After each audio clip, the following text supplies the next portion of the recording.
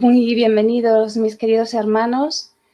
Hoy vamos a comenzar una serie de entrevistas, que es una parte fundamental de esta cruzada por España. Aparte de orar y dar la batalla espiritual, también queremos dar la batalla de las ideas, la batalla del conocimiento, formarnos en nuestra fe, formarnos en la fe de la Santa Iglesia Católica y también ahondar en la historia de nuestro país, en la historia de España. Y para inaugurar esta serie de entrevistas hemos invitado pues a alguien que yo considero que es excepcional en este sentido, pues tiene una formación muy extensa, conoce ampliamente la historia de la Iglesia Católica, es el padre Javier Olivera Rabasi.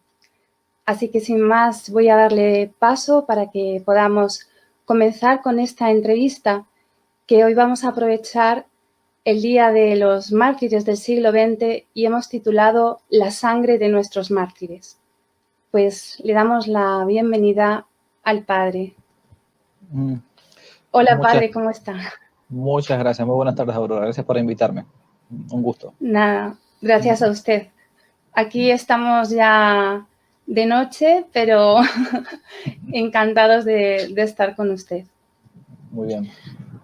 Bueno, ¿cómo se encuentran por allí en Argentina? Muy bien, gracias a Dios, poquito a poco saliendo de esto que ha sido esta cuareterna, como le digo yo, durante muchísimos meses, pero con unas dificultades políticas, como siempre este país, que parece que está muriendo y después resucita nuevamente, así que bueno, como siempre, estamos acostumbrados.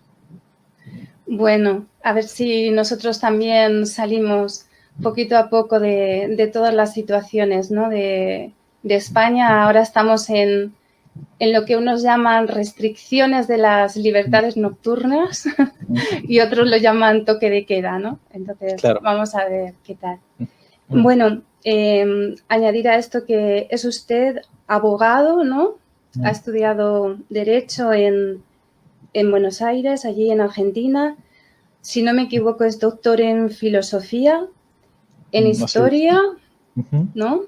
Y en algo más, Teología también, me parece, ¿no? No, bastante con eso ya tuve para...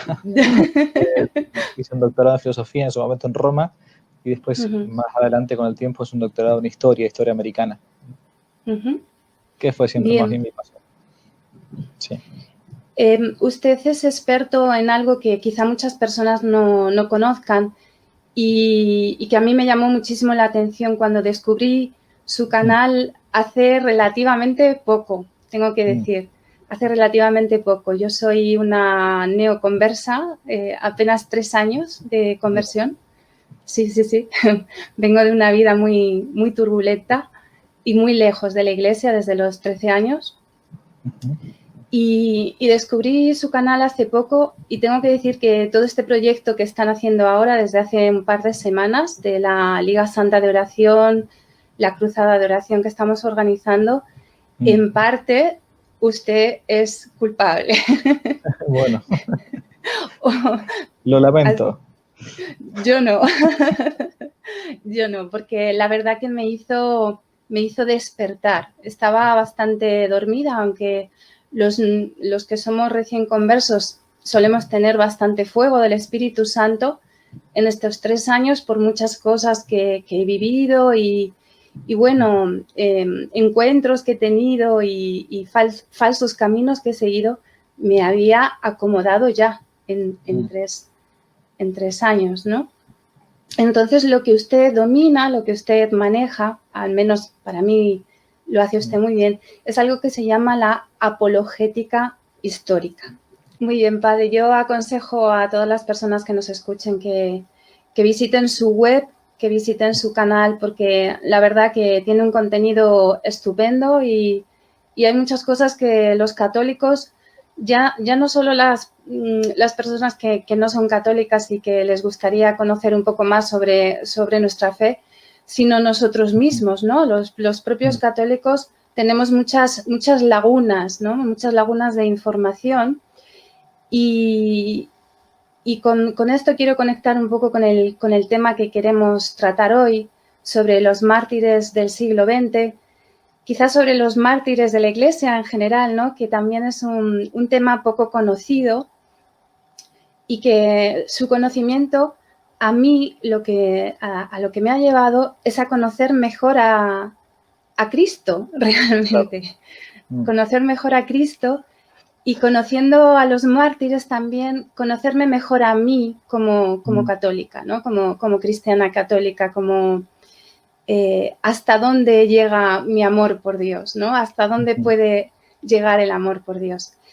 Y para comenzar, simplemente una pregunta que quizás sea muy obvia, padre, pero para la mayoría de las personas, aunque pensamos que lo tenemos claro, quizá no lo sabemos. ¿Qué es un mártir o quién es mártir para la Iglesia Católica y quién Bien. no? Es decir, ¿cómo se sabe que alguien es mártir o cómo Bien, la Iglesia está lo perfecto. decide? Bien, la palabra misma, mártir, viene ya de la lengua griega, ¿no? En el griego, martireo significa testificar, testimoniar, ¿no? Atestiguar. Entonces, mártir significa simplemente eso, testigo, ¿no? ¿Qué son los mártires en la Iglesia Católica Apostólica Romana? Los mártires son aquellas personas que han atestiguado o han dado fe, ¿no? De nuestro Señor Jesucristo y han muerto por esa fe en la que creían, ¿no? Entonces son testigos de la fe, testigos de Cristo, ¿no? Y los mártires, algunos de estos han sido declarados santos y otros no han sido declarados santos, ¿sí? Porque no todos han llegado a tener un proceso de beatificación y de canonización, ¿no? Hay muchísimos mártires desconocidos, ¿no? Bien, ¿qué es un mártir entonces? Alguien que voluntariamente es asesinado, o sea, pierde la vida por causa de la fe. Y hasta último momento no reniega de esa fe, no apostata, no claudica. En la historia tenemos desde el principio, el primer mártir, por cierto, es nuestro Señor Jesucristo, ¿no? Testigo del Padre, ¿no? Entonces, número uno. Pero a partir de ahí, fíjense que nosotros el día 25 de diciembre celebramos la Natividad de nuestro Señor Jesucristo, la Navidad, ¿no? En todo el mundo. 25 de diciembre la Navidad. O sea, 9 meses después de la encarnación, de que la Virgen Santísima queda embarazada por obra del Espíritu Santo, 25 de marzo, 9 meses después, hacemos la festividad de la Navidad, de la Natividad. Bien, y al día siguiente, del día 26 de diciembre, ¿qué santo se celebra? Se celebra, a propósito, el primer mártir de la historia, San Esteban, llamado protomártir. De vuelta, protos en griego significa primero, prototipo, ¿no? San Esteban, primer mártir. ¿Por qué? Porque la Iglesia quiere mostrarnos que desde el punto de vista incluso litúrgico, después de nuestro Señor Jesucristo, los primeros que están como a la cabeza son aquellos que dieron la vida, ¿no? por Él. Y es por eso que nos pone como un ejemplo el 26 de diciembre, después de la Navidad, al primer mártir de la Iglesia, que fue San Esteban, naturalmente después de Jesús. Bien, el Hijo de Dios hecho hombre. Entonces, ¿qué son los mártires? Aquellos que han dado su sangre por Cristo, por la fe de la Iglesia. Y algunos entonces han sido declarados santos o beatos y otros no. Eso es más o menos lo que es brevemente lo que es un mártir en la Iglesia Católica. Muy bien, padre, muchas gracias. Yo hoy preparando la entrevista he visto un vídeo que me ha gustado mucho de Monseñor Juan Antonio Martínez, no sé si lo conoce. Es un vídeo que habla justo de los mártires del siglo XX de Madrid. Yo le hablo desde Madrid, soy madrileña. Y hay una definición que me ha encantado, me ha tocado el corazón, porque para mí este tema era un poco delicado. Y me ha tocado un poco el corazón diciendo que los mártires son aquellos que dan la respuesta más sublime al amor de Dios. Es decir, Dios dio la vida por nosotros y los mártires responden de esa misma manera. Es decir, de alguna manera es como un intercambio, ¿no?, de amor, un intercambio de amor entre Dios y el ser humano, como cuando una pareja de enamorados, ¿no? que quizá en su relación se intercambian las mismas muestras de amor, ¿no? Y me ha gustado también el hecho de que nos demos cuenta que el martirio no es valentía humana, es decir, no es que son personajes, pues digamos, excelsos, ¿no? Que de repente tienen un valor sobrehumano y dan la vida, sino que es una gracia de Dios, es un don de Dios, ¿no? Entonces, sí, porque si no, humanamente muchos no aguantarían. De hecho, hay muchísimos martirios de las primeras, sobre todo las primeras mujeres mártires, bueno, que está discutido porque la mujer en realidad tiene mayor fortaleza que el varón para sufrir, ¿no? Eso es así. Por eso la mujer puede parir y el varón no podemos aguantar un segundo en la obstetra. Sí. Pero las primeras mártires, Santa Cecilia, Santa Águeda, Santa Inés, todas estas mártires que están narradas incluso en el mismo misal de la Iglesia Católica, cuando se hace el canon de la misa, ¿no?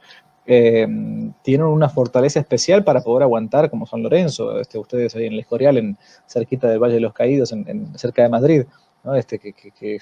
A ver, lo estaban asando y dijo, bueno, ya de este lado estoy bien, ahora pueden darme vuelta, o sea. Sí, eso es algo impresionante. Es una fortaleza que claramente, si no viniese de Dios, desde el punto de vista humano, cualquiera claudicaría ante una tortura de ese tipo, digamos, ¿no? Por eso los mártires, por justamente su fidelidad, que uno no llega a ser mártir de un día para otro, ¿no? Es el martirio diario de cada día, que uno tiene que morir a sí mismo y vivir para Cristo. Y ese martirio que uno va viendo día a día predispone al martirio, si algún día viene, que es el culmen de la vida cristiana, digamos, así directamente, es el modo más hermoso de morir, digamos, ¿no? Morir por Jesucristo. ¿Y usted considera, padre, que hemos perdido un poco esa conciencia o quizá con estas circunstancias que estamos viviendo ahora la recuperemos? Yo personalmente lo que estoy viviendo ahora, lo que estoy siendo consciente es que la tribulación, ¿no? La tribulación, sea cual sea la especie de ella, genera mártires. Es decir, el hecho es una buena pregunta. Sí. Mire, en la historia de la Iglesia, los primeros santos son todos mártires. Todos, absolutamente todos mártires, sacando el caso de la Virgen Santísima y San Juan Evangelista, el apóstol que murió por muerte natural, es el único según la tradición. El resto todos han muerto mártires, ¿no? Y los primeros santos de la Iglesia son mártires también. Los que se nombran en el canon de la misa, ¿no? También son mártires. Con el tiempo, porque ese es el modelo, repito, es el modelo de la vida cristiana, aquel que nadie tiene más amor que el que da la vida por sus amigos, dice Jesús. Con el tiempo, poco a poco, e incluso al día de hoy, y esto ya hay que decirlo, se ha ido como, a mi juicio, a mi entender, como a veces como devaluando un poco la santidad, ¿no? Que como que cualquiera puede ser santo. Sí, es verdad que todo bautizado estamos obligados a la santidad, pero tampoco todo bautizado es modelo. Eso es lo que la Iglesia declara cuando declara a alguien santo, modelo de vida cristiana o camino seguro a seguir. Inicialmente no era así, eran solamente los mártires los que eran declarados santos. Pero también hay un martirio, esto hay que decirlo también, que es verdad, está en la Suma Teológica, lo dice Santo Tomás de Aquino, que no es un martirio cruento. Cruento significa cuando uno derrama sangre, ¿no? Martirio cruento, ¿no? La muerte de nuestro Señor Jesucristo en la cruz fue una muerte cruenta. Sino que hay un martirio, dice Santo Tomás, que es un martirio incruento, que por la duración, por el tiempo que uno tiene que pasar en ese sufrimiento, muchas veces, dice él, puede ser incluso más meritorio que el martirio cruento. ¿A qué se refiere? Que si Dios me da la gracia o nos da la gracia algún día y viene un musulmán y nos dice que tenemos que renegar de Jesucristo, y le digo que no, que de ninguna manera, o sea, y me corta la cabeza, bueno, mi martirio por gracia de Dios, porque Dios lo permitió, comenzó y terminó ahí, y se acabó ahí. Sin embargo, si uno debiese pasar toda su vida defendiendo la fe contra los ataques de los enemigos, exteriores e interiores, ¿no? Ujú. Soportando la división o la calumnia por amor a Cristo, eso también es un cierto martirio llamado incruento. E incluso peor todavía, porque no goza de la, entre comillas, popularidad del mártir que bueno, murió por Jesucristo. Ujú. Hasta llega a ser muchas veces como anónimo. No es Muchas tan, veces. no es tan glamuroso, ¿no? No. Exactamente, Sí. no te quemaron como Santa Juana de Arco. No te cortaron la cabeza como Juan Pablo. Sí. Hubo que aguantar un montón de vejaciones, de humillaciones, de calumnias, de persecuciones, Ujú. que también son testimoniales, o sea, dan fe, o sea, y son Ujú. testigos de la fe.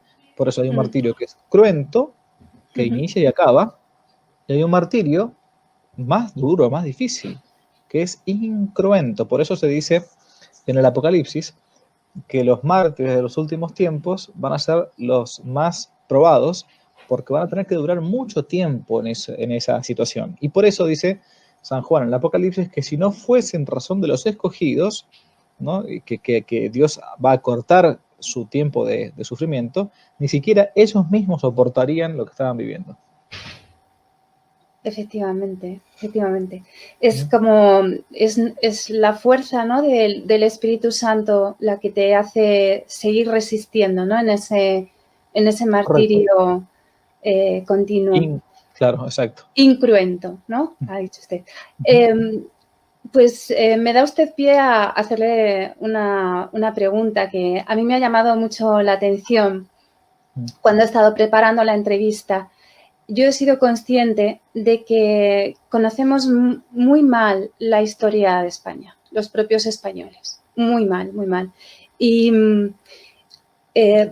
durante toda la historia del siglo XX, sobre todo, hay un gran número de martirios cruentos. De martirios cruentos y no solo en España, Sí. sino...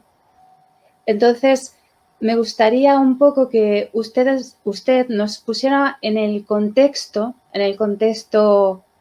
cultural o político o social que se da, sobre todo, bueno, no solo en Europa, ¿no? Porque también tenemos el ejemplo en México, también tenemos los hechos que sucedieron en México.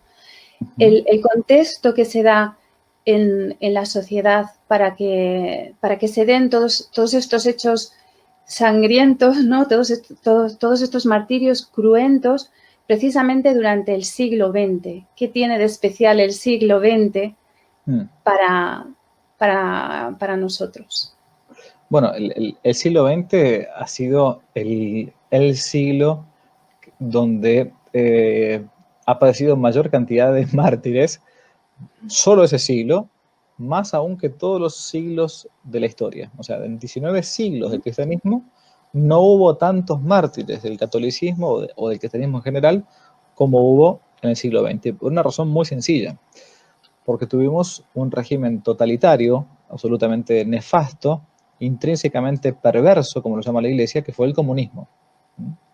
El comunismo, entendido como régimen totalitario, que tomó el poder en distintos países y que tuvo uno de sus caballitos de batalla, o que quiso tenerlo, ni más ni menos que en España.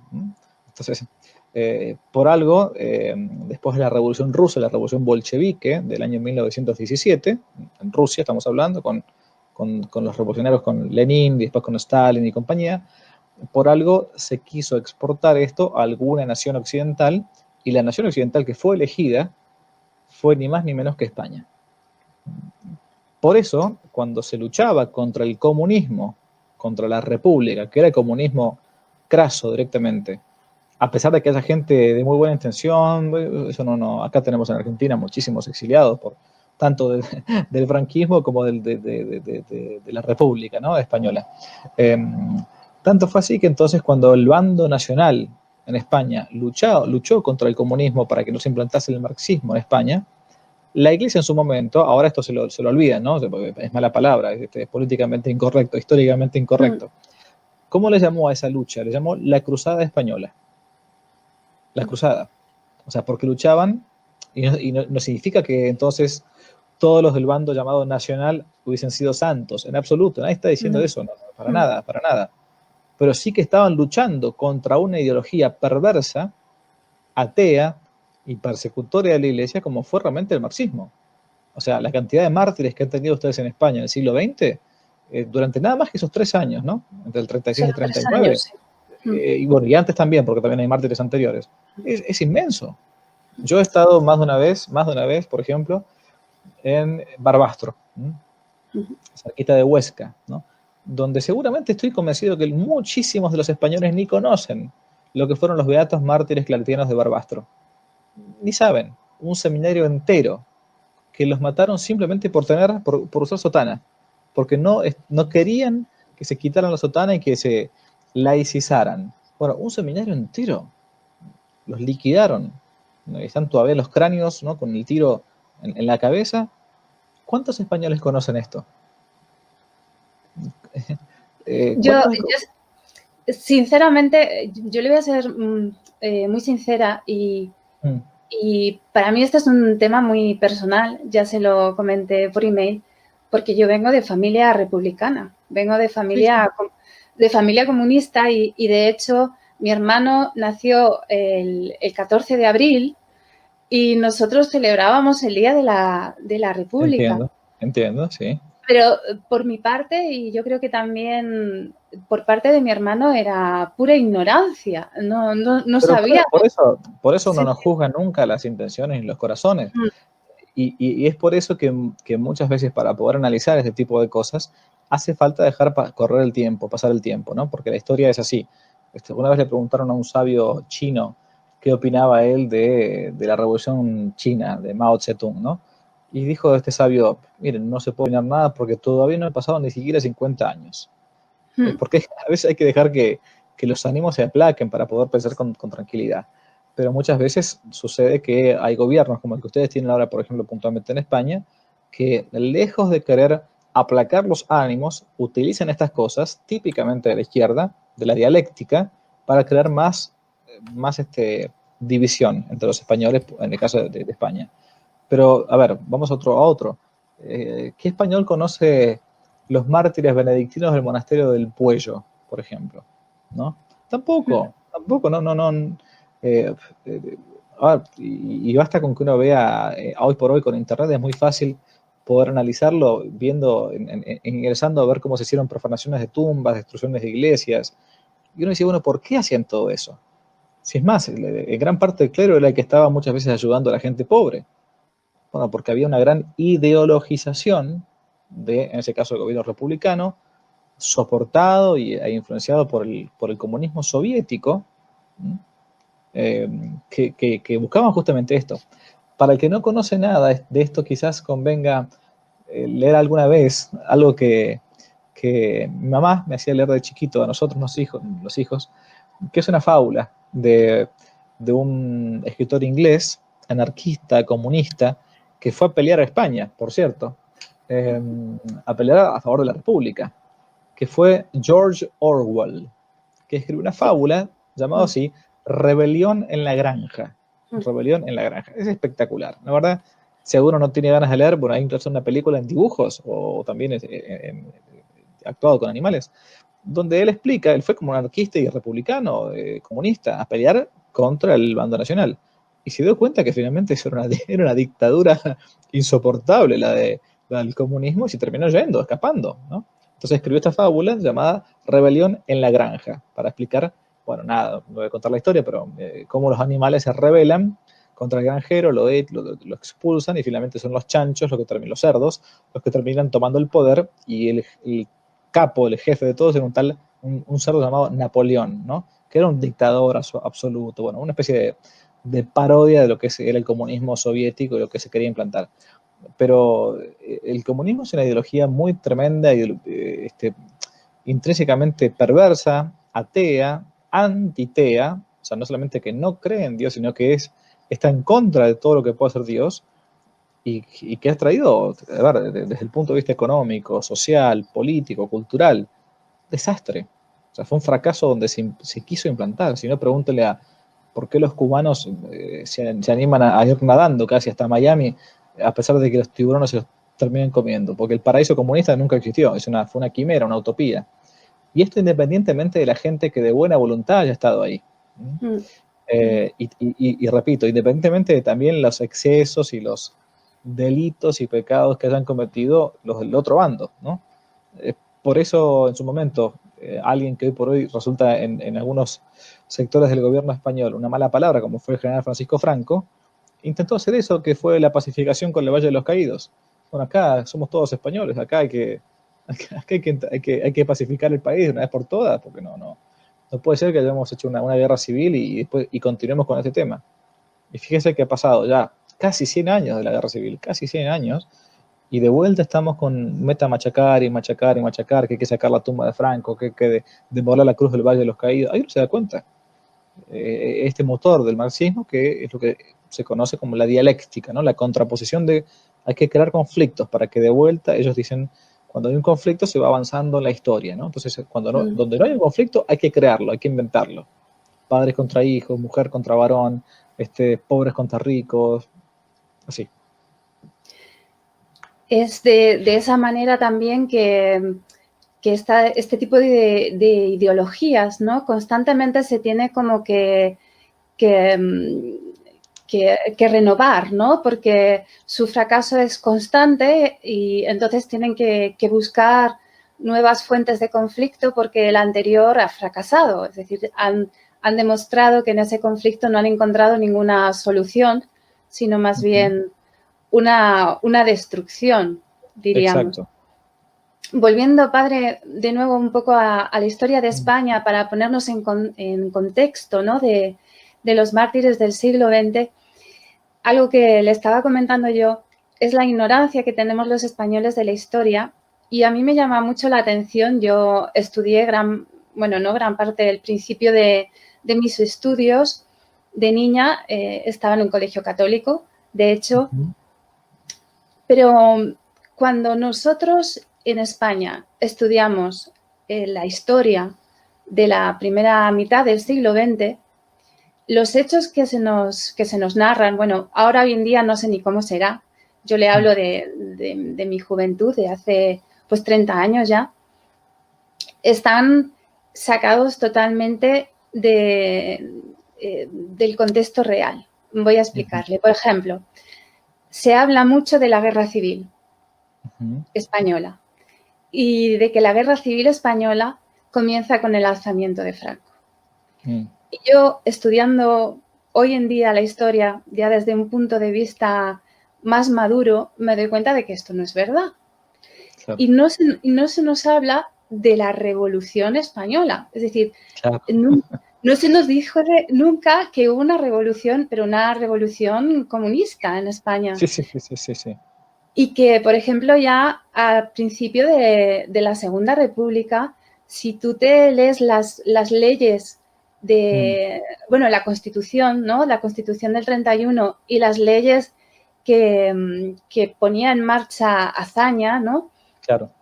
Te das cuenta de que son absolutamente comunistas. Y no solo eso, sino que el primer punto de mira que tenían era la nacionalización de los bienes de la Iglesia, la confiscación de los bienes de la Iglesia. Y querían disolver todas aquellas congregaciones que tuvieran un voto de obediencia que no fuera al Estado. Es decir, todas estas cosas no se nos dicen, ¿no?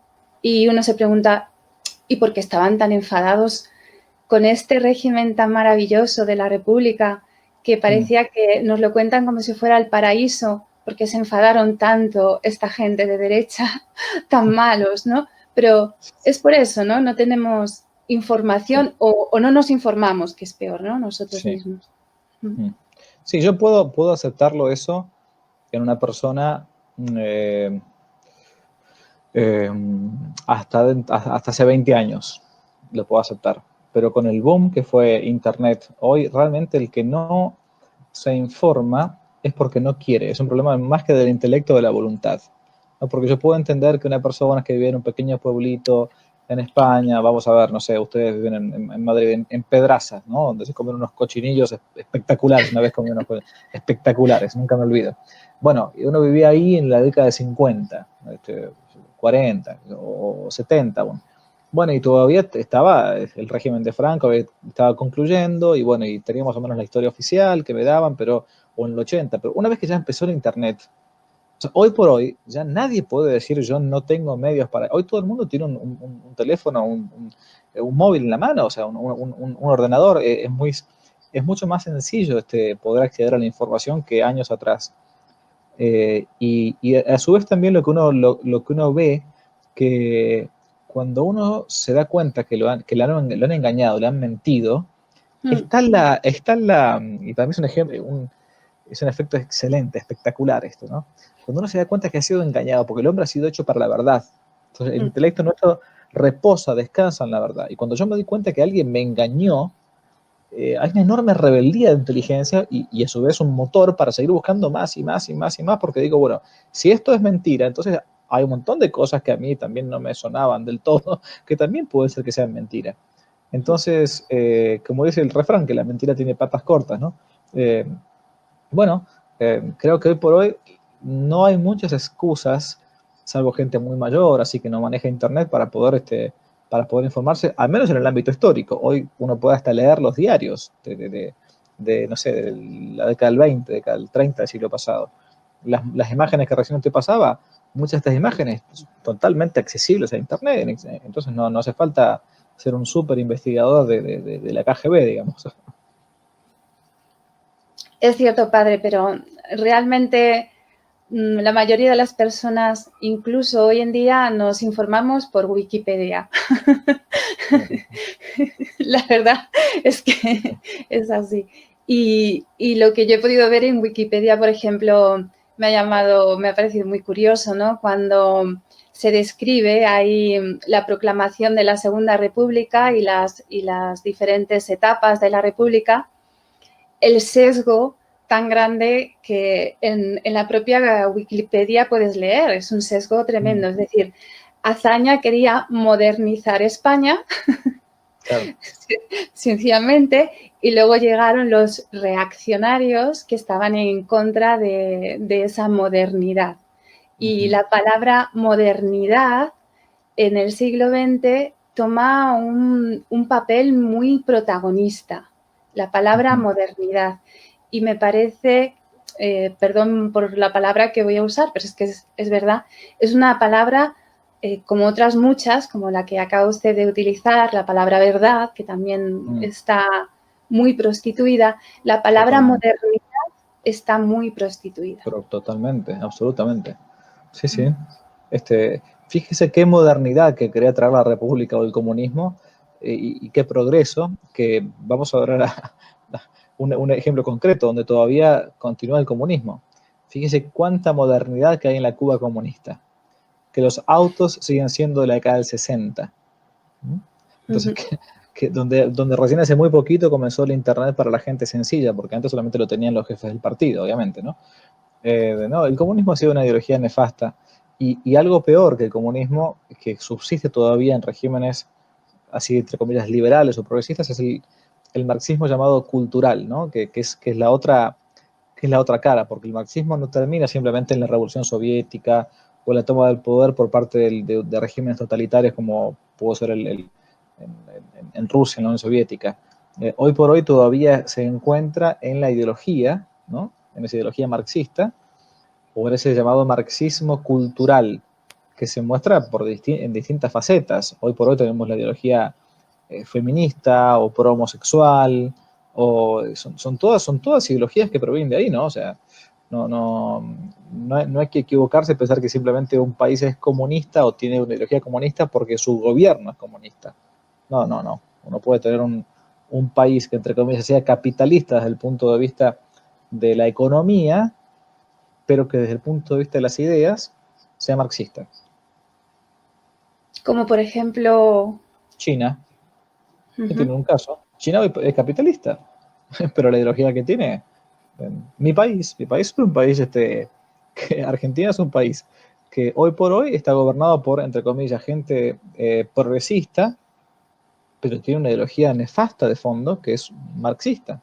Y en esto se equiparan liberales y comunistas. Pasa que muchas veces la gente cree que son totalmente términos antitéticos, digamos, ¿no? Pero en su raíz, tanto el liberalismo como el marxismo, es el yo por sobre Dios, el yo por sobre la naturaleza, ¿no? Es el yo el que construye una naturaleza y no la naturaleza la que es entendida por el sujeto que piensa, ¿no? Es la creación de parte del hombre hacia la realidad y no la realidad la que es entendida por el hombre. En eso la matriz, el origen del liberalismo y el marxismo es exactamente el mismo. Tienen la misma matriz, el mismo origen. Después se van a dividir, se van a separar, pero es la misma matriz. Es el yo por sobre Dios y por sobre la naturaleza. Por eso uno entiende que liberales, capitalistas y a veces marxistas estén de acuerdo con algunos puntos. Por ejemplo, en la educación. Sí. Es el punto central para ellos, ¿no? Es lo de Gramsci, ¿no? La revolución cultural, ¿no? Gramsci decía, no basta con tomar el poder y tomar las masas y esclavizarlas en el gulag soviético. No, porque eso con el tiempo sirve para un momento específico, pero hay que esclavizarlas o hay que tomar las inteligencias. Eso es el marxismo cultural. ¿Qué es lo que ocurre hoy en día, padre, no?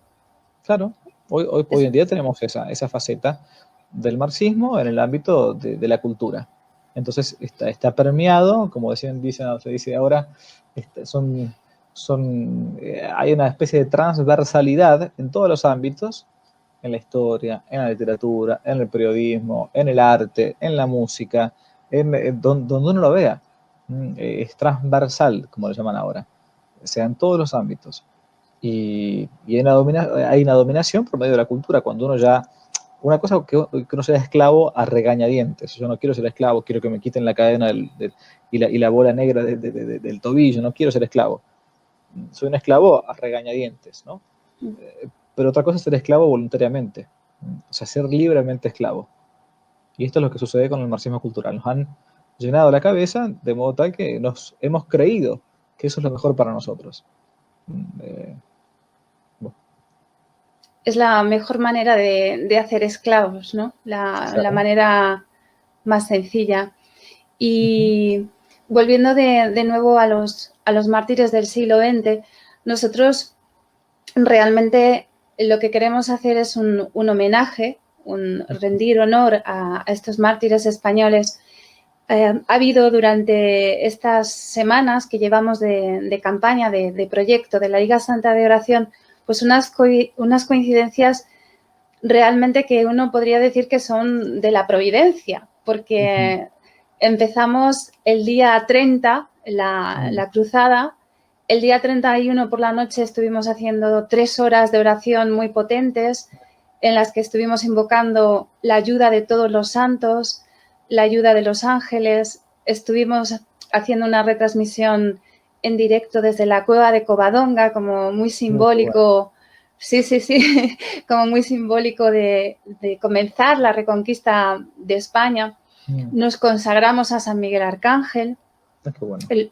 Luego, al día siguiente, ya después, hicimos también, fui yo personalmente a un cementerio, estuve haciendo allí una hora santa y estuvimos rogando también la intercesión de los fieles difuntos para esta cruzada. Y justo, pues hoy ya, que ya soy aquí en España, es el día de nuestros mártires. Entonces, rendimos este honor porque también nos gustaría que estuviesen de nuestro lado espiritualmente en esta cruzada por nuestro país. Y es por ello que le quería preguntar, ¿cuál es el papel o cuál ve usted que puede ser? Yo sé que es una pregunta en este sentido un poco quizá es más espiritual, más teológica.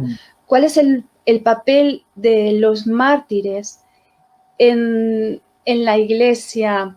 Es decir, en la creación de la Iglesia o en la renovación de la Iglesia, ¿cuál es el papel de los mártires y específicamente de los mártires del siglo XX, ¿no? ¿Cómo ve usted su figura dentro de la Iglesia? Bueno, hay una famosa frase de uno de los reconocidos padres de la Iglesia, que es Tertuliano, autor cristiano de los primeros siglos, que dice así, que la sangre de los mártires es semilla de nuevos cristianos. La sangre de los mártires es semilla de nuevos cristianos. Y esto es una verdad empírica, 100%. Donde hay mártires, necesariamente hay nuevos cristianos con el tiempo. Cuando se los reconoce, cuando se les tributa el honor debido, como intercesores delante de Dios, nosotros no estamos idolatrando a las personas, ni a un santo, ni a un mártir, ni a nadie. Se le rinde un cierto culto, pero el culto de intercesión que tienen ante Dios nuestro Señor, que están gozando de la visión beatífica. ¿Qué papel tienen los mártires en la Iglesia? Siempre ha sido el de ejemplos, ¿no? ¿Y qué papel han tenido los mártires en la historia de España? Deberían tener exactamente el mismo, ¿no?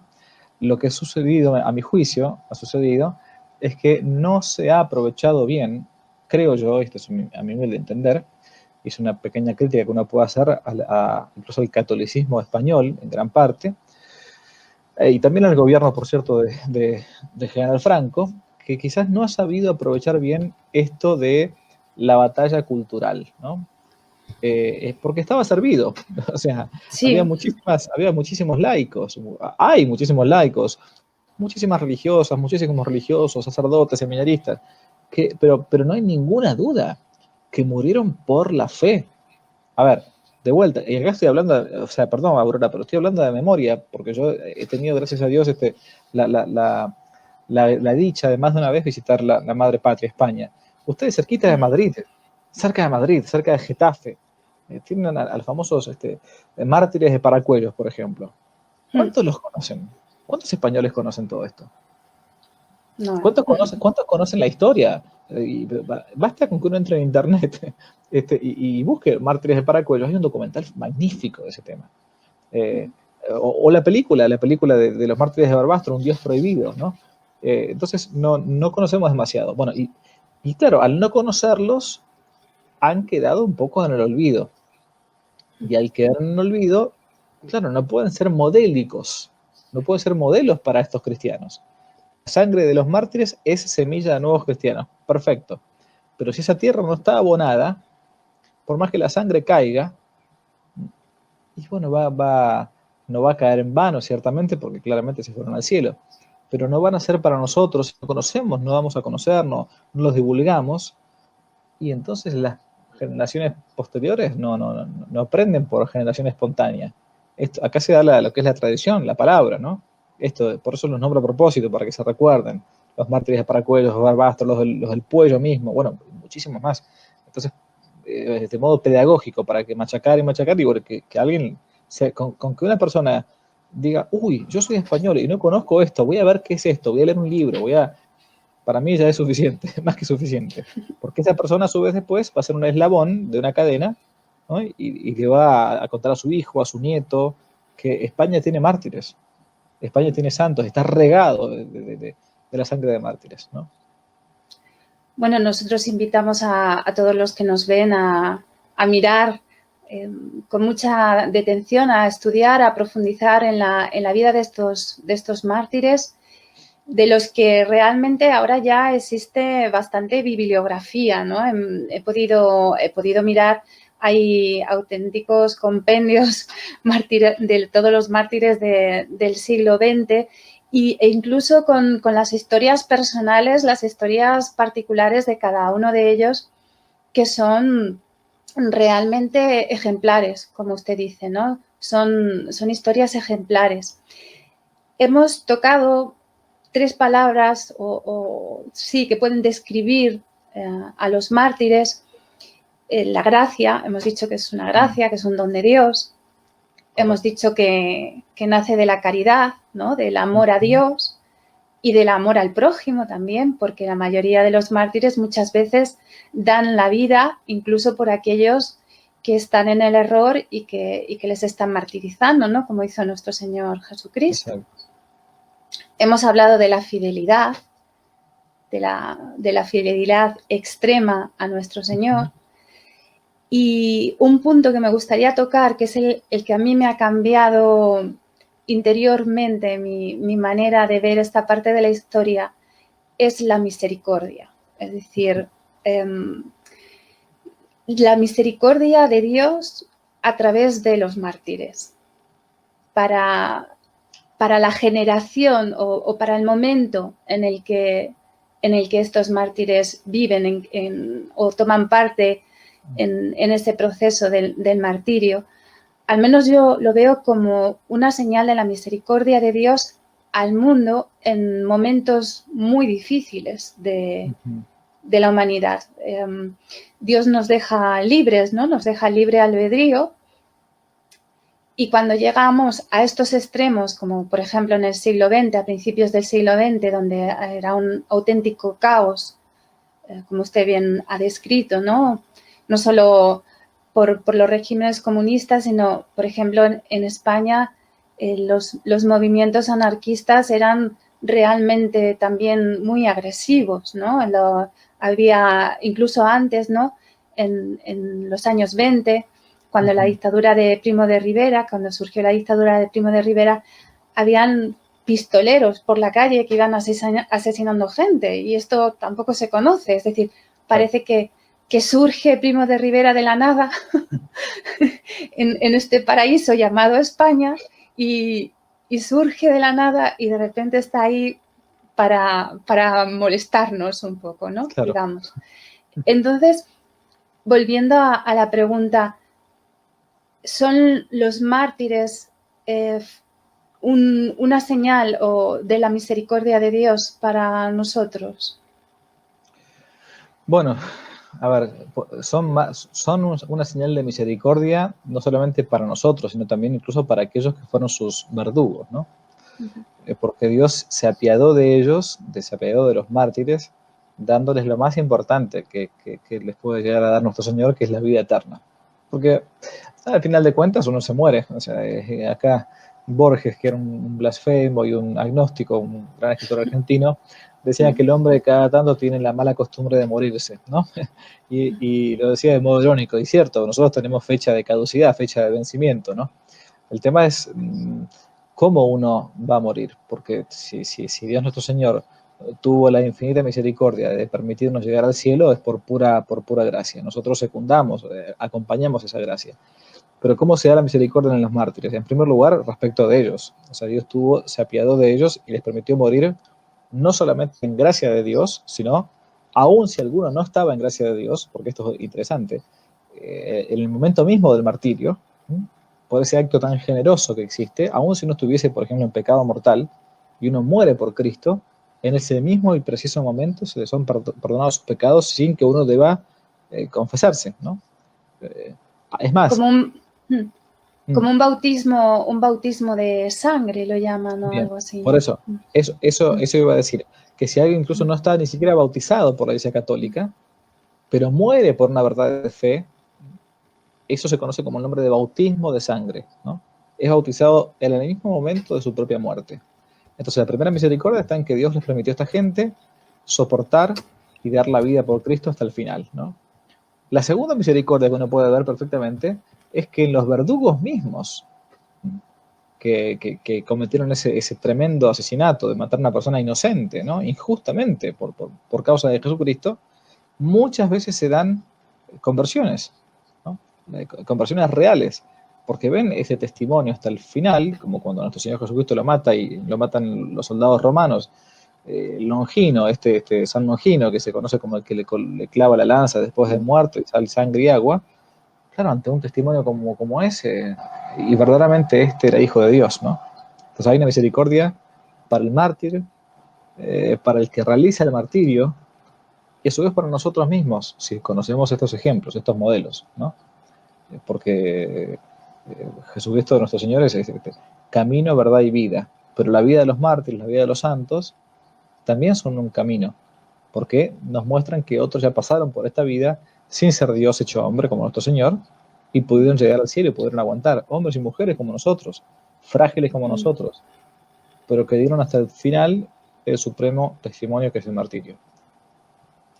Quizá, no lo sabemos, pero bueno, suele estar su mano detrás, quizá también está detrás la mano del enemigo, ¿no? Para quitarnos esas gracias que tenemos los católicos, pues de poder vernos también reflejados en nuestra historia, en nuestros hermanos que han dado la vida por el Señor. Y por eso siempre el enemigo tiene tanto interés en que nuestra historia no se conozca y que no la conozcamos, ¿no? Nosotros mismos. Y realmente pienso que el ejemplo de los mártires del siglo XX nos va a servir ahora mismo mucho en España. Lo necesitamos mucho porque nos encontramos en medio de una batalla muy fuerte. No solo a nivel espiritual, que es a lo que nosotros más nos dedicamos, sino también y sobre todo en la batalla de las ideas, ¿no? Y que aquí en España, sinceramente, no lo estamos haciendo todavía muy bien. O nos falta mucho por hacer, tenemos mucho que hacer. Y yo creo que está relacionado con una timidez, o no sé si timidez, o un cierto complejo que tienen los católicos españoles, aparte de algo que yo he vivido en estos 3 años de conversión, que los propios católicos nos hemos domesticado a nosotros mismos. Totalmente de acuerdo. Es como una especie de domesticación en la que realmente llega un momento que nos diluimos con el mundo. Sí. Prácticamente no nos diferenciamos en nada de cualquier otra persona, nada más que quizá en que vamos a misa, quizá los domingos. Bueno, no sé. ese es el gran veneno que tiene el catolicismo español. El catolicismo liberal, o el tercer grado de liberalismo, como se llama también, ¿no? El ser católico en la vida privada, pero no en la vida pública. Y eso es tremendo. Eso es tremendo porque eso sí que es un catolicismo prostituido. Que no se note que soy católico. Un gran escritor inglés que yo quiero mucho, que es Chesterton, una vez le preguntaron si él era un escritor católico, ¿no? Y él respondió, no, yo no soy un escritor católico, yo soy católico, lo que pasa es que cuando yo escribo se me nota, ¿no? Bueno, al parecer algunos católicos de hoy pareciera que no, que casi que no tiene que hacer, no hay que hacer olas, ¿no? Que casi no se me note que soy católico. Y si puedo pasar lo más desapercibido posible, si hago bien mi trabajo como obrero, como empresario, tengo muchos hijos, quizá, en el mejor de los casos. Pero después como que no se note demasiado que soy católico, una especie de catolicismo anónimo. Eso es nefasto.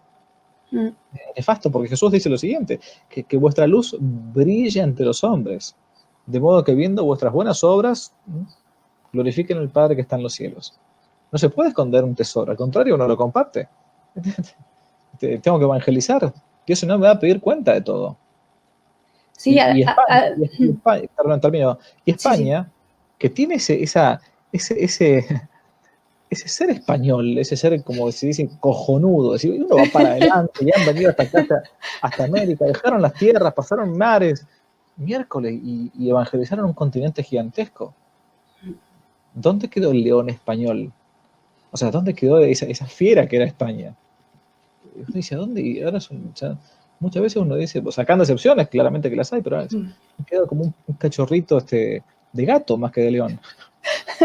Un gatito. Sí, es cierto.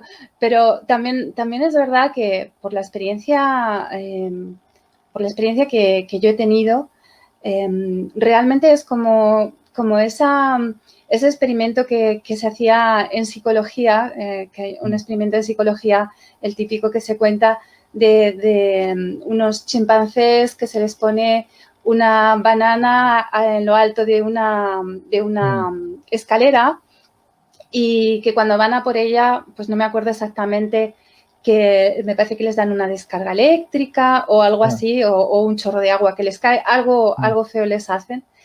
Y claro, cada vez que sube uno, pues le pasa eso y al final es el propio grupo de los chimpancés los que acaban pegando al que intenta subir a coger la banana, ¿no? Un poco. Y eso es un poco lo que he vivido yo. Y realmente yo considero que los católicos un poco que podamos considerarnos un poco valientes en ese sentido, va a ser una forma de martirio para nosotros. Totalmente, lo que decíamos antes. Un martirio incruento. Sí, sí, hay que estar dispuesto a eso. Bueno, pero es lo más divertido. O sea, Así. hay una sola vida. Y uno, ¿cómo Sí. la puede pasar? Sí. A ver, no, si hay una sola vida, hay que matarse por Cristo, hay que desvivirse. Algo que también me gustaría traer, ya vamos terminando, porque sé que es muy tarde ya para usted también. Algo que yo quería traer es, en España, bueno, no solo en España, yo creo que en toda la Iglesia Católica, uno de los atributos de Jesús, de Cristo, de nuestro Señor, que, digamos, se ha oscurecido, quizá también por el mal uso que se ha hecho de él en algunas ocasiones, y con el que yo me encontré relativamente hace poco. Yo me he encontrado con muchos Cristos, pero relativamente hace poco me encontré con el que para mí ha sido el revulsivo, lo que me ha hecho ser una católica de una pieza, es encontrarme con Cristo Rey. Claro, bueno, sí. Hasta que yo me había encontrado con Cristo Misericordia al principio de mi conversión, muy bonito, una cosa maravillosa, preciosa. Me he encontrado pues con Cristo el Nazareno, con el que hace milagros, con el predicador, y claro, nunca se predica de Cristo Rey, pero es que sin Cristo Rey no entiendes nada. Absolutamente nada. No entiendes, por ejemplo, nada. el apostolado que tiene que hacer un católico. Sin Obvio. Cristo Rey no lo entiendes. Tal cual, sí, sí. A ver, hay una solemnidad del año, o sea, creo que este año toca el por ahí 22 de noviembre, creo que por ahí Sí. Cristo Rey. Sí. Hoy Cristo ha pasado a ser, más que Cristo Rey, un Cristo presidente, o Cristo demócrata, o Cristo algo así, como el Cristo tolerante. Pero es justamente lo que dice. Si nuestro Señor Jesucristo no es Rey, mire, yo acá tengo, a ver si se puede llegar a ver. A ver. Tengo acá un crucifijo con un Cristo Rey y sacerdote, ¿no?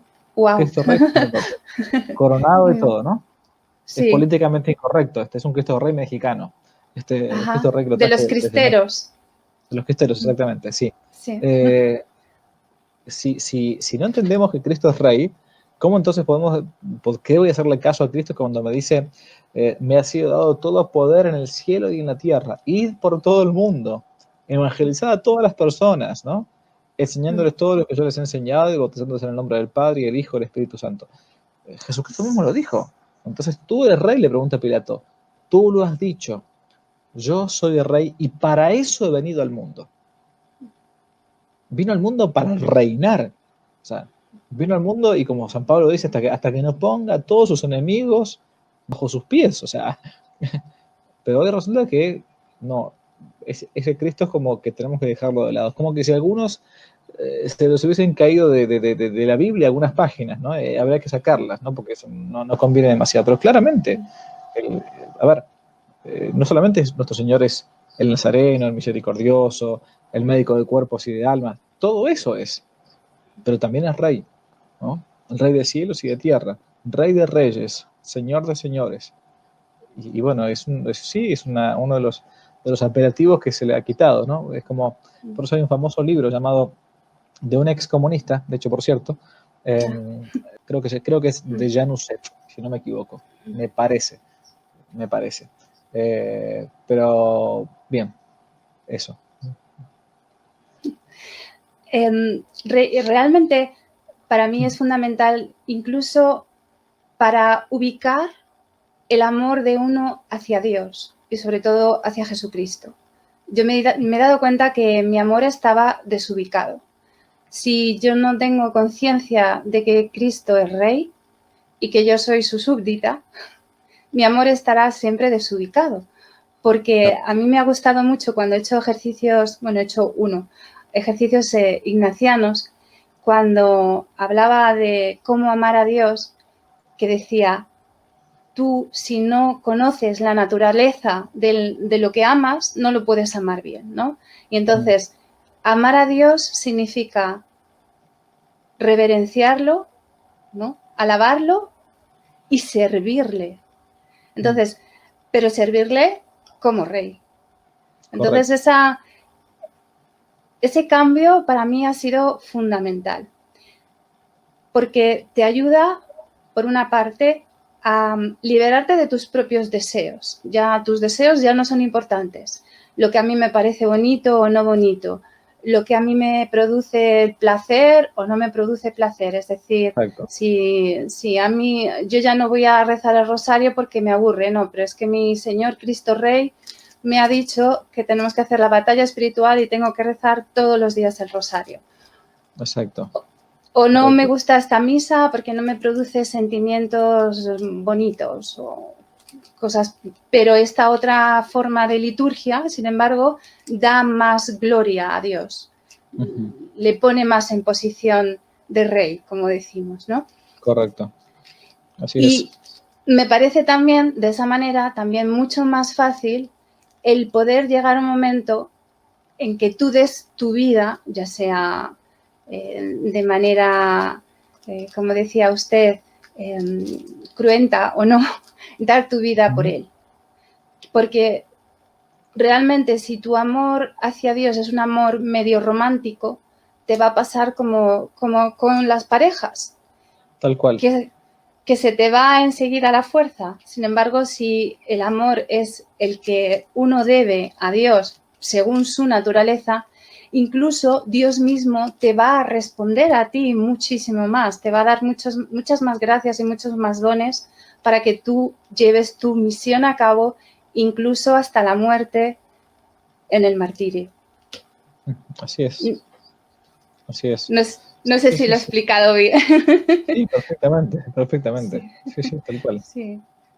Y para mí ha sido realmente una gracia inmensa. Pues no sé, para terminar, no sé si nos quiere decir algo aquí a los españoles para que despertemos. Yo decir simplemente que, en mi caso, como llevo 3 años de conversa y he pasado por una vida durísima, muy dura, muy alejada de Dios, muy dura. Y cuando el Señor me trajo a su iglesia, lo mío fue o todo o nada. Yo no quería volver a la Iglesia Católica. Fue un periplo enorme hasta que el Señor me convenció de que esta era mi familia y que me tenía que quedar aquí. Fue un periplo bastante grande. Pero yo no he venido a perder el tiempo, porque ya lo he perdido durante 30 años fuera de la Iglesia. Entonces, no estoy aquí para sentarme y esperar. Entonces, en mi caso, aunque siempre con mis limitaciones humanas, lógicamente, yo voy a seguir en esta batalla hasta donde sea, porque además ahora es muy necesario. Pero, ¿qué podríamos decirle a los que no han pasado por mi experiencia, al resto de católicos españoles que todavía parece que no sé a qué están esperando para reaccionar? ¿Qué les diría usted? La verdad, mire, la vida cristiana es un convertirse todos los días, ¿no? Y sea que uno haya tenido la gracia de la conversión, como en el caso nuestro, ¿no? O sea que uno ya desde pequeño sea católico, ya de por sí es una gracia inmerecida, ¿no? ¿Por qué me eligió a mí para ser católico y no me hizo nacer, no sé, en Arabia Saudita, en China, en Tailandia, donde ni siquiera a veces conocen a veces la verdadera fe de nuestro Señor Jesucristo, ¿no? Viven en una tremenda ignorancia, ¿no? ¿Por qué me eligió? Porque si me eligió es porque está buscando también una respuesta de parte mía. Entonces hay que salir del catolicismo vegetante para ser realmente lo que debemos ser, un catolicismo militante, ¿no? Sabemos que la iglesia, decimos que está la iglesia triunfante, la que llegó al cielo, los mártires, por ejemplo, que recién hablamos, la iglesia purgante, los fieles difuntos, hace poquito celebramos un par de días las misas por los fieles difuntos, ¿no? Y la iglesia militante, ¿no? Los que estamos todavía aquí abajo, ¿no? Todos los que militáis bajo esta bandera, ya no durmáis porque no hay paz en esta tierra, decía Graciano, un poeta español. Entonces, nuestro catolicismo es un catolicismo militante, no vegetante, ¿no? Entonces hay que salir de ese letargo, de esa apatía, de esa sedia, de esa pereza espiritual, de decir, bueno, ya yo tengo la fe, voy a misa el domingo, cada tanto, me confieso, rezo, más o menos, y eso no te va a salvar. Eso no te va a salvar. Porque el catolicismo no es una práctica de rituales simplemente, es una vida. O sea, es Cristo mismo que vive en uno, es lo de San Pablo, ¿no? Ya no soy yo el que vive, sino que es Cristo el que vive en mí. Y a cada uno de nosotros nos va a dar, nos va a pedir cuenta, mejor dicho, de todo lo que hicimos por Él y de lo que dejamos de hacer por Él. De nuestros actos virtuosos, nuestra cooperación con la gracia, y también de nuestras muchísimas omisiones. Que si soy consciente de eso, no voy a poder decir, yo no sabía nada, Señor. ¿No? Entonces, ¿qué le puede decir un católico español? Que recuerde que en un tiempo ustedes rugían y que muchos ahora están maullando. Entonces, que sepan que bajo esa sangre, bajo esa piel, corre esa sangre martirial, heroica, de un pueblo predestinado por parte de Dios, de Santiago en adelante, ¿no? Para hacer cosas grandes, ¿no?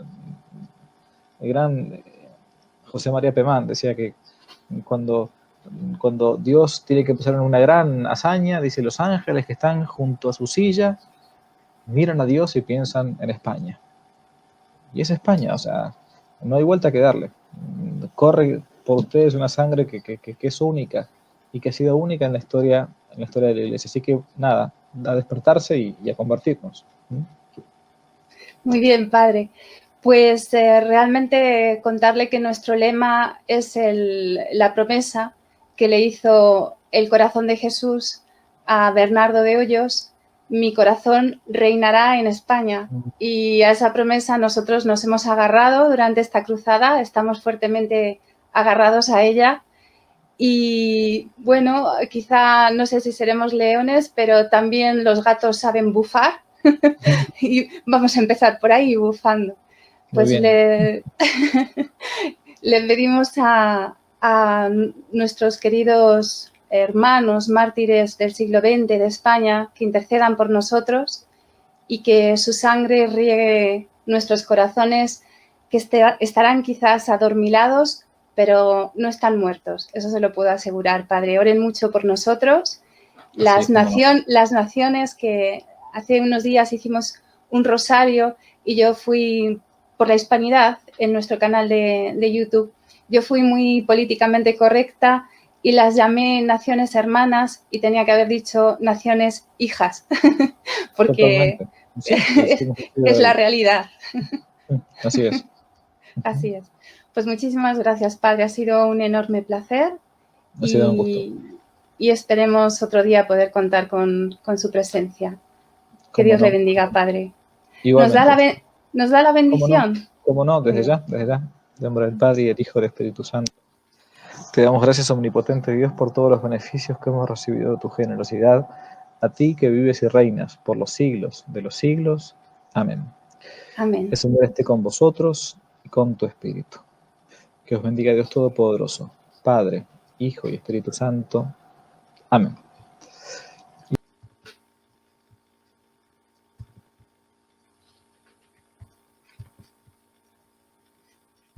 Si les gustó el video, no olviden darle me gusta, suscribirse, activar la campanita y comentar.